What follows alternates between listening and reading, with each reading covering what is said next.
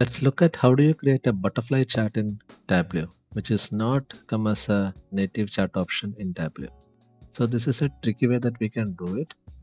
Let's take the subcategory, right? You have this one subcategory. And let's create two measures like sales of 2025 if year of order date is equal to 2025, then sales spent.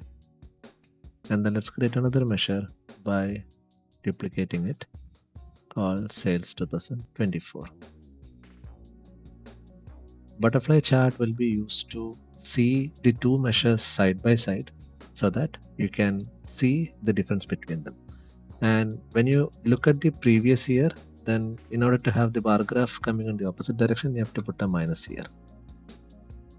Now let's pull the 2024 into the measure shelf and 2024 also into the list of measures. You can see that the bar graphs are coming like this, right? One is on this direction, one is on the other direction. Now what you have to do is to go for a dual axis, but let's colorize it. Let's put it into measure shelf, then go for an offset count or offset value by going for a average 0 value. And what you have to do is you have to go for a dual axis method to make both the measures coming in dual format, and then you can have the type of the dual axis changing to bar graph. You can see that the graph has been changed like a butterfly.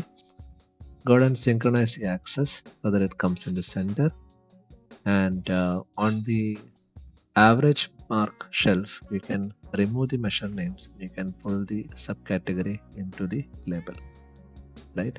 And then type of that label you can change it like text so that it comes in the center.